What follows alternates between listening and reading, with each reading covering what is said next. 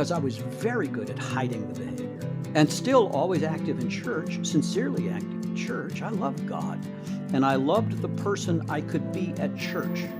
I just couldn't be that person for very long after I left the building. Welcome to the Crucible Project podcast. The Crucible Project is a nonprofit organization committed to creating a world of men and women who live with integrity, grace, and courage, helping them to fulfill their God-given purpose. This podcast will discuss important and sometimes difficult topics while delivering practical life applications with men and women who are currently practicing this work. We are igniting Christ-like change in men and women through experiences of radical honesty and grace. Well, hello, everyone. My name is Andy Spell, and welcome to the Crucible Project podcast. We're excited today to have Nate Larkin with us. Nate Larkin is an author, a speaker, a coach, a man who has written the book Samson and the Pirate Monks, and also has a brotherhood of men by the same name. And so today I'm excited to have him come in, share about what he has learned about men's work, about how men can grow. And women, if you're listening, we know we've got women that listen too. There's going to be some good stuff for you to hear in this interview as well. So Nate, welcome. Oh, thanks, Andy. It's great to be with you. So I would love for you to please just tell our audience a little bit about yourself. Okay, well, I'm 67 years old, and I don't know how I got here. It arrived very fast. And I think part of my confusion might be due to the fact that so much of my life I spent in active addiction, pretty much in a disassociated state, right? Those years are a blur. And, there are times when moments of regret, I wish I had those decades back. But that's what it took for me to get where I am today and for my family to arrive where it is today. So I grew up in church. Dad was a preacher. I was destined for the ministry from the time I was young, marked out really for ministry. It's one thing I was suitable for. I'm not athletic but I had a good memory back then and, a good singing voice. And I liked being in front of people. So I was a natural for the ministry. Always knew that's what I was going to do. And everything went along swimmingly until puberty. And other things were happening at that time. There was a lot of family trauma. My mom died by suicide when I was 9 years old. And then I discovered pornography. Now, I had not been warned that porn even existed. That took me completely by surprise. We never talked about sex in our house. And that in itself sent a very strong message. Sex is not something to be talked about. And I just knew instinctively that porn was something bad. I didn't know why it was bad, but I knew it was bad. I resolved, never to touch it again. You know how that goes. So now I began this very common battle through adolescence, binge and purge cycles, all that kind of stuff. And, making fresh resolutions at youth camp and youth rallies and getting saved several times a year, all of that. I remember, I made bargains with God so many times around things. God, I promise I'll never Yeah. So you did some of the bargaining with God as well, maybe? I did. Now, when I got to college, I was so tired of feeling guilty, and I did not go to a Christian college. I got scholarshiped to a secular university, and there I told myself that it was time really to put aside the shackles of an overly puritanical upbringing, join the modern world. I needed sex education desperately. What better place to get it than porn? I had no idea. I was telling myself that porn was preparation for marriage, not knowing I was actually poisoning my marriage. And fully expecting that when I met the right woman and we got married, the porn would disappear. What I didn't understand was that porn use for me was distress reduction behavior. It was stress management tool. Whenever I was under stress, that's where I went. And as it turns out, marriage is stressful. So not long after the honeymoon, the problem reappeared. What I told myself then, as I continued to struggle with it, but to try to rationalize, make myself feel better, was that porn was probably my best defense against infidelity. I loved my wife, fully intended to be fully faithful to her so long as we both shall live. What I did not understand was that porn was grooming me, programming me, setting me up. And it's a process that accelerated when I found hardcore porn, ironically, during seminary, on a seminary-sponsored trip to New York City. I saw it for the first time. The kind of stuff any unsupervised 8-year-old can find a day, and 3 minutes on the internet, I saw for the first time as a married man. And really did not understand at that point how much more powerful those moving images were than the still images that I'd been using up until that point. They were actually stimulating a part of my brain that cannot distinguish between real experience and virtual experience, and totally overwhelming the higher portions of the brain where critical thinking takes place and moral judgments are made. So it took a few years, but in the fullness of time, now I'm a pastor. I got 3 kids.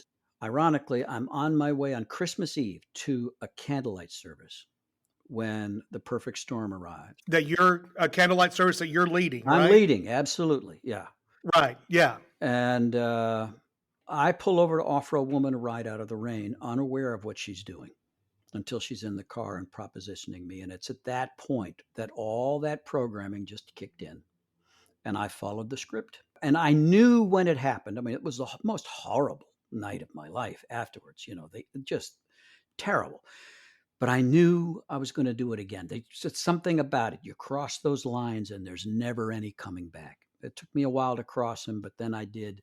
And when it became clear that I couldn't get a handle on that behavior, my only solution was to quit the ministry. I knew I had to either quit the ministry or quit the behavior, and there was only one I could quit. So I quit the ministry, went into business, where I had the great misfortune to succeed. So now I've got money, less accountability, and the result then was a very dark dozen years with just a kaleidoscope of women and wasted money and wasted time and lost years. And drifting farther and farther away from my wife emotionally. It put tremendous strain. She's a marvelous woman, but she wound up she didn't know where her friend had gone or why, because I was very good at hiding the behavior and still always active in church, sincerely active in church. I love God and I loved the person I could be at church. I just couldn't be that person for very long after I left the building. And that was just devastating and baffling. So I had a lot of self-hatred, a deep, deep sense of shame that I carried always. And I always kept people at arm's length. I was friendly. I was very friendly. I was well known, but nobody knew me. Cultivating and protecting that reputation. 1998, we moved from South Florida to Middle Tennessee to be close to our first grandchild. And it was there, shortly after the move, that my wife caught me online, masturbating to porn. And a few days later, she discovered a condom on the floor in the bathroom that I couldn't quite explain. And that's when she said the words that saved my life. She said, "I'm done." She said, "I still love you, but I don't like you. I don't trust you. I don't respect you. And I don't think you can ever change." Mm. That gave me the motivation I needed, finally, to go for help. Yeah. I didn't go to the church, didn't trust the church. I went to a 12-step group for sex addicts. And there, ironically, in the basement of the church, in the middle of the week, while all the good people were gone, I met Jesus. I encountered grace like I had never experienced grace before. I felt empathy. I felt love. I'd never heard honesty, never that degree of honesty, because I'd never been in a room that safe before. And that gave me hope that things could change.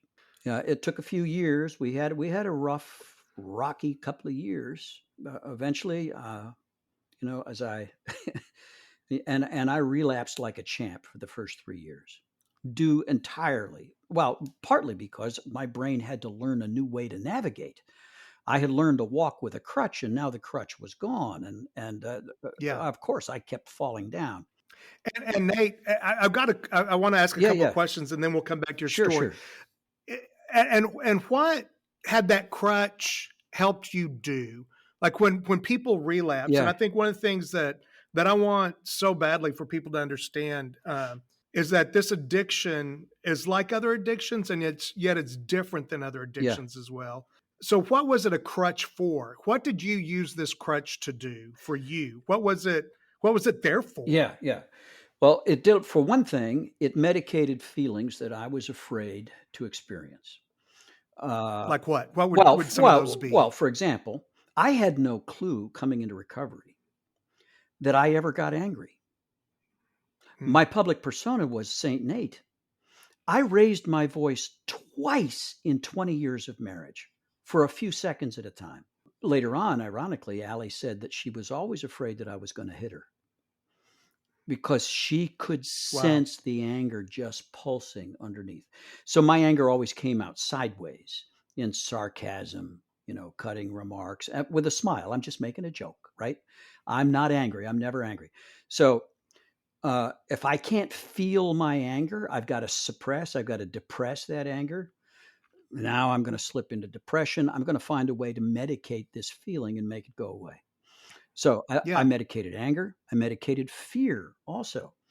I was raised in a home where bravado, to be a man was never to be afraid, never to show anger, never to show fear, never to experience fear. And if you are afraid, you don't admit it, Right. right? Um, Yeah. so I was a cocky guy and I took all kinds of risks, but I was always driven by fear, but I couldn't face the fear. And sadness, my gosh, Yeah. grief, grief. We never grieved my mother's death. So she died by suicide when I was 10 after a year of hospitalization for mental illness.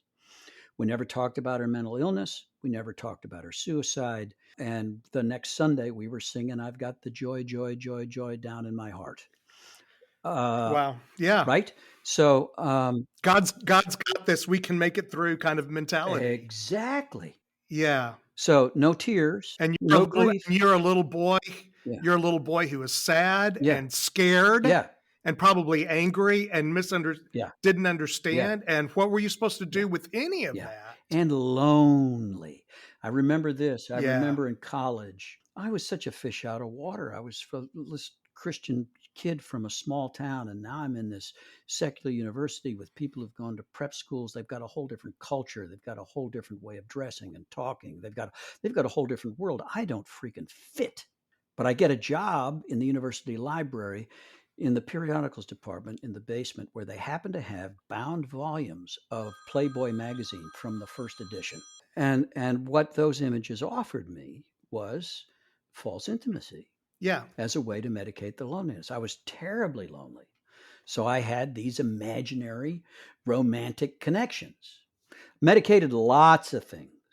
And learning to live life on life's terms is one of the core skills of recovery. And it does not come overnight. And I don't think it comes without the support and help and encouragement of others. Yeah. And so I think one of the things that's misunderstood about pornography Mhm. is that it's not so much about the sex, No. but it's about the intimacy, or it's about the medicating, or Yeah. there's a million things it's about, Yeah. but it's not about the actual. I don't know how to explain Yeah. it. Yeah. Yeah. And it removes the fear of rejection. If you have a real fear of rejection, as I did, and to some degree still do, a magazine or a porn video never turned me down. A hooker never turned me down. If I had the money, she had the time. Yeah, And so my ego is intact, and I can imagine, I can pretend to be somebody I'm not. But to be at that vulnerable place that real intimacy requires was terrifying for me. Yeah. right. And so you were going along, and you were talking about how you relapsed Yeah, several yeah. times in your story. You were at Sure, that sure. point. Yeah, Mainly because um, I didn't look to join a group. I didn't consider myself one of these people. I was there temporarily. Um, right. and, and I was there for Yes, research purposes. I really right. thought Yes, that what I had was an information problem.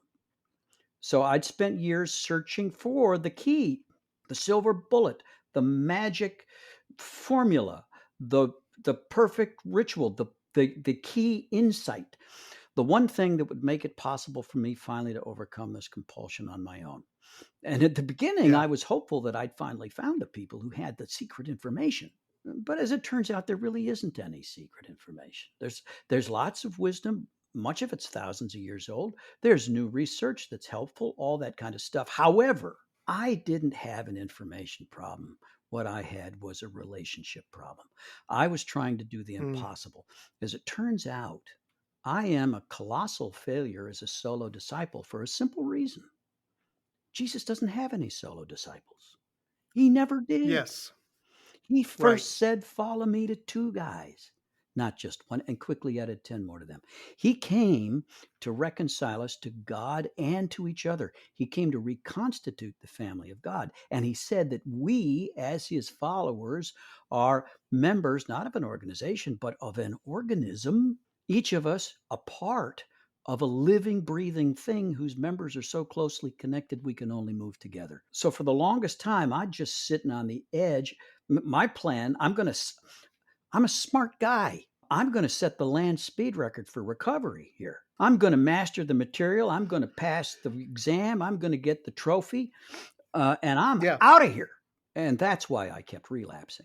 I was always willing to help, but afraid to ask for help. People could tell me anything, but I didn't think I could tell them anything. Yes. And I just did not want to be another bozo on the bus. I wanted to be special. Yeah. No, I get Yeah. that. So one of the things that I've seen, and this may be in my own mind, but it seems like when you say there's a drug addiction Yeah. or an alcohol addiction or a substance abuse, Yeah. that almost seems celebrated when somebody finally mentions that. And it seems like Sure. it's an addiction that everybody's like, okay, man, we're Yeah. going to be behind you or with Yeah. you. What is it about pornography that feels like you can't, or not you, I can't do that. We can't do that. Yeah. It doesn't feel like that one's celebrated Yeah. when somebody finally decides to get help. Man, I hope that we're moving away from that. It wasn't always true with alcoholics either. There was a tremendous amount of stigma around alcoholism prior to let's say the 1940s. And a lot of stigma around drug use and drug addiction. True. I think that as this problem is becoming recognized for as pervasive as it is, with the young people right now, pornography use is almost universal, Andy. Let's not kid ourselves. And not just with the boys, with the girls as well. And it's having devastating effects upon the younger generation. When multiple studies now are showing that the rate of erectile dysfunction among young men 18 to 35 is above 30% now. The urologists have a new diagnosis, PIED, porn-induced erectile dysfunction. This is changing dating habits. It's changing courtship. It's having devastating effects upon the self-esteem of young men and young women, and having long-term effects now on the stability of the family unit. As that's becoming true, it's becoming safer to acknowledge, yeah, our family is not immune. This problem has invaded every family, and let's stop pretending that it hasn't. And I believe it's at least as bad within the church as it is outside. Because I think this addiction has some advantages. You can't smell porn on a guy's breath, right? And you don't have to, go hawk your neighbor's stuff in order to buy it because the pornographers are delivering it free of charge. And it's easy to hide. It's easy to access. I've lost my shame about it. I'm happy to talk about it anywhere, anytime. Now, when I first started talking about it, I was one of a few, but there are more and more and more and more of us right now. And I'm hopeful that the tide is turning, and I'm hopeful. To me, recovery. The ironic thing is that this whole experience saved me spiritually. Right. Until I was able to bring this into the light. I mean, I lived under such a cloud. I mean, I was still going to church, but man, in the latter stages of my addiction, I was going through the motions because God felt a million miles away. To meet God in a whole new way, to have this experience changed I didn't realize it changed the Bible for me. I didn't realize I'd been reading the Bible through a set of lenses that had been given to me, where there were just whole themes of the Bible that I was trained not to see. I didn't see grace. I didn't see love. I didn't see restoration. I didn't see recovery is all over the Bible. Right. So God became a whole lot more personal. It saved me spiritually, brother. And if Yeah. it took the addiction for me to get there, where Allie and I are these days, we had some tough decades and we had some pretty rough 20 years. But if that's what it took to get us where we are today, Allie says, I'll take it again in a heartbeat. And I would too. Yeah. So what did you learn about God? We're going to go a million different places, but since we're on this, I want to spend a little bit more time there. Yeah. What did you learn about God that was so important that you got after your recovery that was probably true even during your addiction? Oh, sure. I lived under a moralistic code. I grew up in churches where we sang Amazing Grace, but grace was in short supply. You had all the grace you needed until you needed it. What I encountered in recovery was grace embodied. I remember having my first slip. I had the pink cloud. A lot of us have this experience where early on, it's just this euphoria, and temporarily the compulsion disappears and you feel like, wow, I'm free of it. It's behind me. It's over. It was just exhilarating, right? But I had done but nothing had been healed yet. I hadn't done any core repenting yet. I hadn't acknowledged my need. The work of recovery hadn't even started. I was on a free ride there for a while. And then, boom, I had my first slip. Well, I can't even bring myself to call my sponsor for a few days until I've got 3 days till I can talk about it safely in the past, So I wait. I'm 3 days. I call him. I give him my well-rehearsed check-in. And then I say, by the way, I did have a slip last Tuesday, but I'm fine. And I learned from it, and it's not going to happen again. And then I braced for the punch, and the punch never came. And he said, man, I'm sorry. That must have sucked. I'm really sorry. I remember another time I called him. I had the nerve to call him right after a slip. And I'm just feeling just awful. I'm just covered in shame. I get all done. We do a kind of a little a post-op. We talk about kind of what led up to it, try to get some insight. How am I going to learn from this thing? And then he goes, where are you right now? I said, well, I'm downtown. He says, you like ice cream? I said, yeah, of course I like ice cream. He said, here's what I want you to go. Go get yourself an ice cream cone. Get yourself after what I've just done, go get myself an ice cream cone? So counterintuitive. It was grace. Yeah. Yeah, I'd heard the doctrines of grace, and we were fortunate in that at the same time I was going through 12-step recovery, I was in for the first time in a real grace-based church that was preached, where the message of grace was preached relentlessly on Sunday morning. So it was like I was hearing the gospel in 2 languages. I was hearing it in church, and I was seeing it and experiencing it throughout the week in my recovery group. And when you have that kind of congruence, you can make some major changes. Absolutely. I remember one time when I was in my addiction, and I was going, man, I want to go this many days. I want to go this many days. And I think it was 60 days. I forget what I was trying to get to in a group of men that I meet with. And they said, so what do you want to have happen when it's at 60 days? And I said, you know what? I don't want to have a boy. I don't want to have any of that, because that's just words. I said, I want to have a taco party. There you go. And so we did that. Nice.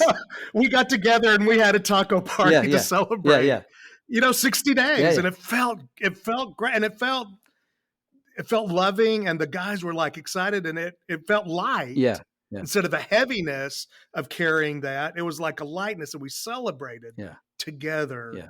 These men walking with me in the same thing. Yeah. That grace that's given is just powerful to do this, and it's not something we can do alone. No. So, what have you found for someone out there that is in this place and struggling with this? What are the first steps you just tell somebody? Well, yeah. And the safety of somebody listening to this podcast is Yeah. going to be they really just get to hear it Yeah, and not yeah. have to talk about it to anybody else. What are the steps you tell them? What do they need to do? Yeah, well, this is my favorite thing to do. I love pulling guys out of the soup. And so I've got a bit of a reputation around Franklin, Tennessee as, the guy who's, when somebody hits the wall, somebody will say, hey, I know a guy. And, Yeah. right? So I get the phone call. And so I meet the guy downtown, usually, at a coffee shop, usually Starbucks, not to sit face to face and talk to each other. I found that the very best thing to do is get our coffee and go out for a walk. Okay. Now, nobody's around. We're not staring at each other. We're walking side by side, right? And first thing I do is I'll tell the guy my story, a brief version of my story, as a way to set the bar low. Also, especially if he's not a church guy, I will probably practice a little bit of strategic cussing just to send a message. This isn't Sunday school and you don't have to clean it up, right? Right. And I'll invite him to tell me a bit of his story. And here's what I know. He's early on, he's going to probably start with some excuses and he's going to minimize, because I did. We all do. So I've learned to give this preamble. Tell me some of your story. Tell me what you can. Be as honest as you can. But know this. I know you're going to lie to me because you've been lying to yourself. It's the only way you've been able to survive, right? Yeah. So Yes. Tell me as much as the truth you can. But if later on in subsequent conversations you ever have to walk anything back or change it, there's no penalty. Okay. So tell me what you can. And then I'll tell the guy, I know this feels like the worst day of your life, but I know hundreds of guys who will say that this turned out to be the best day of their life.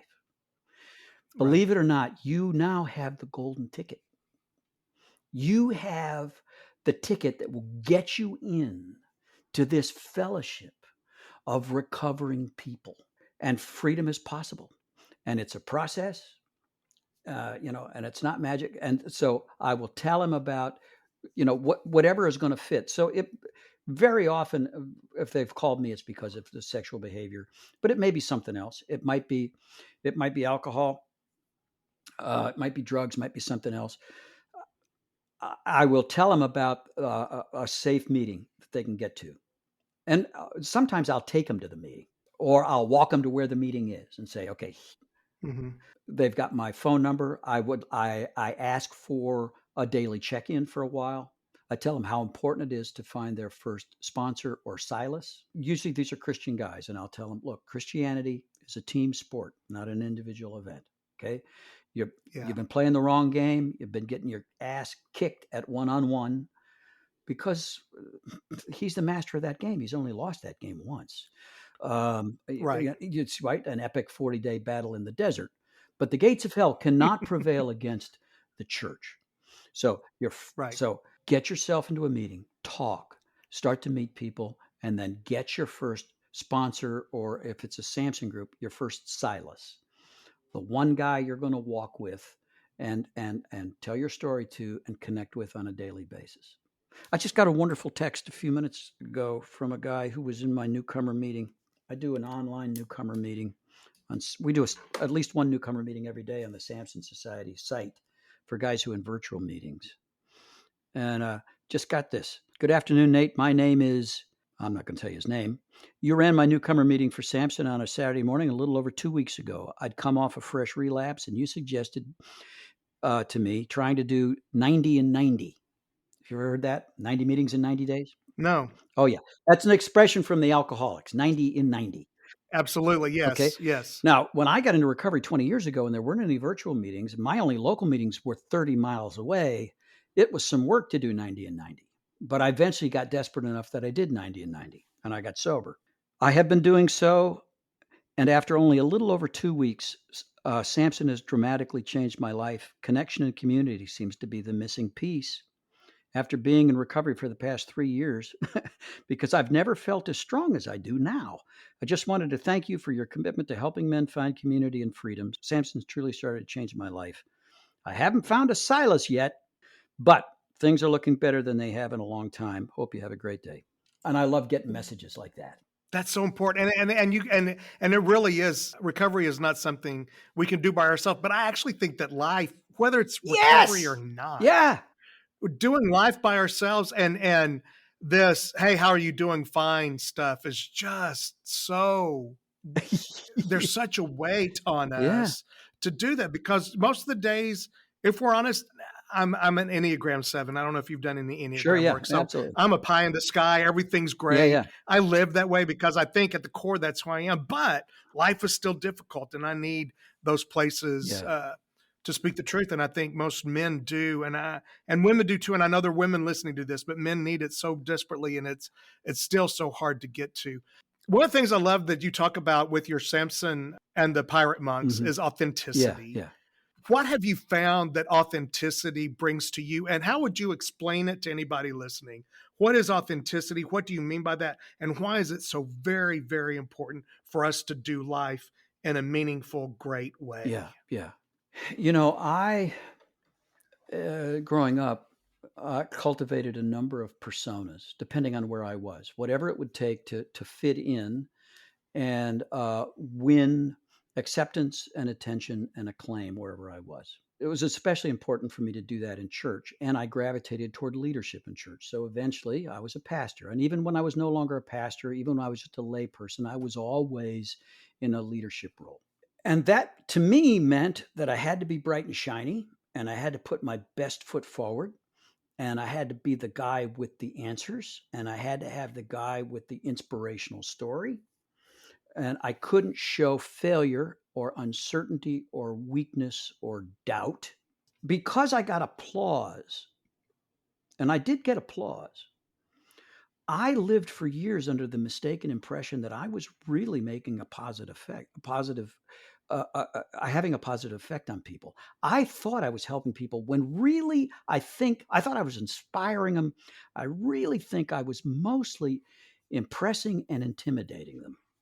They left with a high opinion of me and maybe a fresh resolution to work harder, try harder, do better, to be more like Nate, which I know was just sending them toward failure in the same way that that resolution always sent me toward failure. And I had a million friends and no friends. I was well known and nobody knew me. And I was living life alone. I was sure that if my story came out, everybody would abandon me. And I lived Right. Oh, and I lived on being popular, right? yeah. Okay. So here's what happens. And what's crazy is, did you even really know yourself during Oh, that no, time? no. Are you kidding? No, it was an aspirational self. What was missing from my relationship with God all those years was never God. It was me. Yeah. He would invite me to come, and I would send Saint Nate, the person I thought he wanted me to be, the person I was trying to be. It was a false self. It was the same thing that was missing from all my other relationships. I always sent somebody else. I was afraid to show up as me. And to be honest, I didn't even know who I was. Yeah. So here is the amazing thing. As I start to slowly edge out of hiding, first in safe rooms, in recovery rooms. It takes me a while. But I find that as I start to say true things about myself, people lean in. They come closer. They tell me things about themselves. It's amazing. Finally, I get a little bit more courageous and I start to let some of the truth leak out outside of those rooms. And here's what I find. People lean in. When I show my brokenness, when I show my weakness instead of my strength, my confusion instead of my, answers, I become freaking magnetic. Suddenly, I'm the safest guy in the room. Right. People tell me things now they never told me when I was a pastor. That was one of the terrible things about being a pastor. I try to be just a regular guy. I'd go to like a neighborhood party, a block party or something. And everything's fine until they ask me what I do for a living. And I say I'm a pastor. And all of a sudden, you can see this, and now the conversation changes and the vocabulary changes. And Yeah. it's all gone now, or mostly all gone. Yep. But I have found that occasionally, I will maybe cross the line and say a little bit too much for somebody who's not quite prepared for it, and I can cause some discomfort. Okay, Yes. but Yes. I've been there. that's quickly, but Yeah. that's quickly healed. Right. But what I found is that if I will just bring my broken, messed up self into the conversation and be present, Yeah. the number of relationships I have and the depth of relationships I have now. And it affects my wife as well. She now feels like she's got dozens of brothers-in-law. She got all kinds of people. Right. And she doesn't have to be the person always to tell me what I need to hear, because she knows they will. She doesn't even Right. have to be the person who always hears my confession. When I start to look a little, when I start acting a little squirrely, she'll go, "Hey, have you talked to your Silas today?" You know what I mean? Yes. Yeah. Hey, I think you need to go meet with your Yeah. guys. That's what my wife will say. Yeah. Hey, you need some guy time. Yeah, And that's absolutely. why women, some wives initially will get a little bit jealous of, sometimes, a little bit jealous of the connections that their husbands will make at Samson. They'll say, are you saying things to them that they don't say to me? You're closer to them than you are to me. That can happen occasionally. But typically what happens is women push their husbands out the door to go to a Samson meeting because they love what comes back. Because it's there in the meeting that we're actually practicing non-sexual intimacy. Right. We're sharing, we're learning how to talk about feelings. And we bring those skills home. Right. Yeah. Yeah. So, one of the things that helped me was realizing that God knew me all along. And one of the things I tell myself, and maybe some people don't agree with it, but God was never surprised by the things I was doing, because God knew me and he loved me anyway. He was ready for me to get to the point where I knew myself so I could be the true self that I need to be. And now through recovery and through all kinds of pain that I've walked through, which is another story for another time, I love the man that I see in the mirror now, because I feel like I see the real me now. Yeah. Yeah. And that real me this is not arrogant, is a great man trying to help other men. That's it. Live into their strength and their power. Yeah. Yeah. I love it, Andy. I love it. So, Nate, is there anything else you'd love to share with this listening group before we end today? Well, I just invite anybody who resonates a little bit with this, and if you don't have a community, hey, I want to learn more about the Crucible and see, as a place we can help send Samson guys. Well, Absolutely. What I tell guys is, I advise guys to take a cocktail approach to recovery, right? Get as much help from as many directions as you possibly can. Right on. So Samson Society is a lot of things we don't do well. The one thing we do well is connection. And you can connect with Samson guys. You can find a tribe of guys it's safe to be with at samsonsociety.org. So there's virtual meetings and local meetings around the country, virtual meetings around the world. Also, the wives and girlfriends of Samson guys in recent years got a little bit jealous, decided they wanted a taste of this themselves, and they started their own group modeled after ours. The Sarah Society is doing similar things with virtual meetings and retreats. And that they can find it all at samsonsociety.org. samsonsociety.org. Well, Nate, this has been great. Thank you for your honesty. Thank you for your truth. I love that you're still fired up about this. Yeah. And you said you're 66? Is that 67, 67, 25 years in recovery. 67. Yeah. Dude, that's awesome. You've still got the fire. I can hear it in your voice. I can see it in your eyes. So, man, thank you for that. Thank you for being with us today. God bless you on your work that you do there. And I am so thankful that you're a safe man where men can be honest and authentic and not feel any of the judgment, but feel grace when they enter your presence. And man, if we could all learn how to do that, just bring that grace to everyone we see, because everyone is walking around with something and they need just someone to listen without a judgmental thought, but just with grace pouring out. Almost a Me Too kind of a thing. Absolutely. Yeah. Well, thank you for being here today. Thank you, Andy. I appreciate it. Bye. You bet. Bye-bye. For more information about our weekends, please go to thecrucibleproject.org. Or if you're ready to get started on your transformational journey right now, you can connect with one of our Crucible certified coaches for a free 30-minute session at thecrucibleproject.org/coaching. That's thecrucibleproject.org/coaching. If you like what you heard, connect with us on Facebook, Instagram, and Twitter. Rate and review wherever you are listening, and don't forget to subscribe on your preferred podcast platform. Thank you for listening.